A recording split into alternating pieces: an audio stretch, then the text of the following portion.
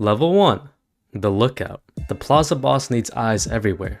That's you. You're 15, sitting on a plastic chair outside a convenience store in Culiacán. You have a phone, a Coke, and one job. Watch the road. If you see military trucks, you text a bird. If you see black SUVs with tinted windows, you text a snake. That means rival cartel. You're paid $100 a week. Cash. No questions. The other guys don't talk to you. You're furniture. But you're learning. You see how the system works. The police drive by twice a day. They wave. They're on payroll. The real threat is the Marines. They can't be bought. One day, a convoy rolls through. You freeze. You forgot to send the warning. 30 seconds later, your phone explodes with messages. Where were you?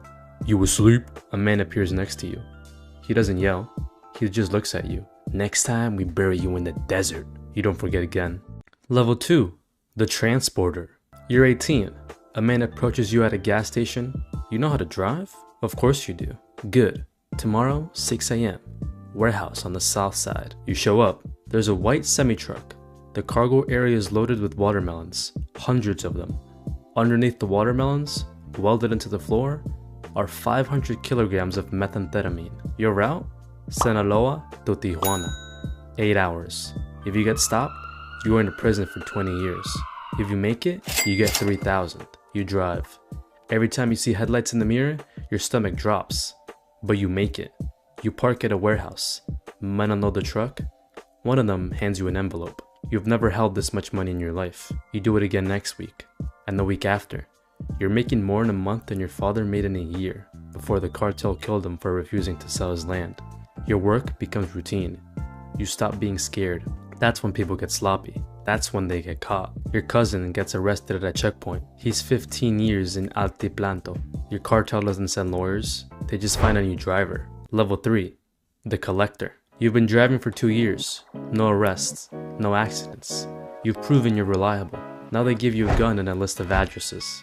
You're a collector. Business owners in the plaza pay a monthly tax. It's not optional. A taco stand pays $500. A pharmacy pays $2,000. A nightclub pays $10,000. You go door to door. You collect the envelopes. Most people pay without issue. They know the rules. But there's always someone who thinks they're smart. A restaurant owner tells you he can't pay this month. Business is slow. You nod. You leave. You come back that night with 2 other guys. You smash every window. You break every table. You beat the owner unconscious in his own kitchen. The next month, he pays double. You're making $1,500 a week. You buy a used BMW. You buy your mom a new house. She doesn't ask where the money comes from. She just cries and hugs you. But you're also now a target. Rival cartels want your territory. The government wants to make examples. Every time you collect, you're exposed.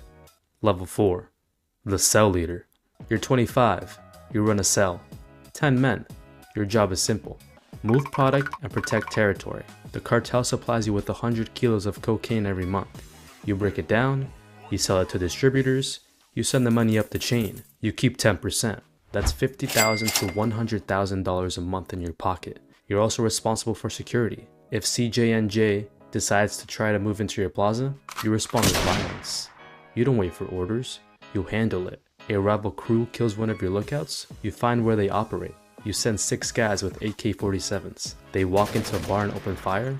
Then 12 people die. 5 of them were civilians. It makes the news. The government promises justice, but the governor is on payroll. Nothing happens. You're living well.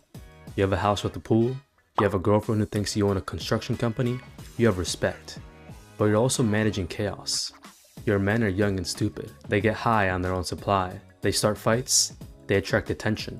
You have to discipline them. Sometimes that means a beating. Sometimes that just means a bullet. And the pressure from above is constant. The regional boss wants more money. Always more. If you don't deliver, you're replaced. And replacement is permanent. Level 5. The regional operator. You control a city now. Maybe it's Reynosa or Nuevo Laredo. You have 5 cell leaders reporting to you. You manage the supply, the distribution, and the violence. Your meetings are in a safe house that change every week. You arrive in armored SUVs, you have bodyguards, you carry a gold-plated pistol you've never actually fired. Your job is to think strategically. The plaza boss wants to expand into a neighborhood state. You plan the operation, you identify the weak points in the rival cartel's territory, you bribe local police to stand down. You coordinate the assault. 30 of your men roll into the town at 3 a.m. They kill the rival cell leader and his crew. They hang bodies from a bridge with a message: "This plaza belongs to Sinaloa." You also manage the money. Millions of dollars flow through your hands every month. You can't deposit in the bank. You launder it. You buy restaurants, car washes, construction companies, legitimate businesses that hide illegal profits. You're making $200,000 a month. You have properties in 3 states. You have a wife and kids who live separately from your work life. You tell them you're an import/export guy. They don't ask questions, but the walls are closing in. The DEA has your phone tapped. You know this because your lawyer told you, so you communicate through messengers.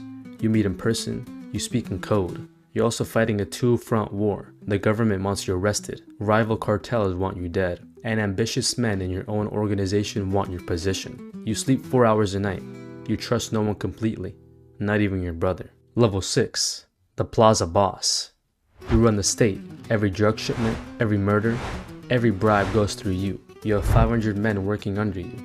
You generate $20 million a month for the cartel, but you're a ghost. The public doesn't know your face. You don't do interviews. You don't appear in photos. You live in a compound in the mountains, 20-foot walls, armed guards, attack dogs. Your work is politics. You negotiate with other cartels to avoid unnecessary wars. You'll meet with governors and generals. You don't threaten them, you make them offers. A suitcase with $2 million, a share of the profits, a piece of the empire. Most of them take it. The ones who don't, they get exposed. Photos of them with mistresses, evidence of corruption. Their careers are destroyed, and if they still refuse, they disappear. You're also a CEO. You manage logistics on a massive scale, cocaine from Colombia, precursor chemicals from China, marijuana from the mountains, heroin from poppy fields. You coordinate shipments across continents. You manage tunnels under the border. You manage submarines. You manage drones. You're making $1 million a month personally, but money is just a number on a screen. You have everything you could want and nothing you actually need. You can't go to your daughter's quinceañera, that's too dangerous. You can't visit your mother's grave. Snipers might be waiting. You live in a golden cage, and the paranoia is eating you alive. Your head of security might be working for the DEA. Your accountant might be skimming. Your right-hand man might be planning a coup. You execute 2 of your men based off suspicion alone. Better be safe than sorry. Level 7, the cartel leader. You built this. Maybe you inherited it from your father or your uncle. Maybe you killed your way to the top. Either way, you're the boss now. Your organization moves 100 tons of cocaine a year. You have cells in 15 countries. You have politicians in 6 states under your control. You're worth $3 billion. But your name is on every wanted list in the world. The US has 10 million bounty on you. The Mexican government has special forces hunting you. You move between safe houses every 3 days. You communicate through encrypted messages that are destroyed after being read. You've had plastic surgery twice. Your own children don't even recognize you. You meet with the leaders of other cartels. You divide Mexico like a business deal. You get Sinaloa and Sonora. They get Tamaulipas and Veracruz. Everyone makes money. Everyone stays alive, but it never lasts. Someone always gets greedy. War breaks out. Hundreds die. Towns become battlefields. And you can't stop. If you try to retire, your own people will kill you. You know too much. You're too dangerous to be left alive. You're the most powerful criminal in the Western Hemisphere. You're also the most hunted man on Earth. Level 8, Supermax. They got you. Maybe it was a raid, maybe it was a betrayal, but you're in the cell of ADX Florence, Colorado. 23 hours a day in isolation, concrete walls, steel door, no windows. You'll die here. There's no escape, no bribe works, no army can break you out. El Chapo, you had billions, you had an empire. Now you have 4 concrete walls and the rest of your life to think about every person you killed to get there. Level 9, the successor. But the cartel doesn't die with you. Your nephew takes over, or your son, or your lieutenant. Someone always steps up. The drugs keep flowing, the money keeps moving, the bodies keep piling up. The cycle never ends. You were the king, now you're a legend. A cautionary tale, a ghost story that parents tell their kids. This is what happens when you get too greedy, when you think you're untouchable. But there's always another kid in Culiacán, sitting outside a convenience store, watching the road, waiting for his chance. This is the cartel. Not a gang, a business. A $1 billion empire built on blood and corruption, and it's still running.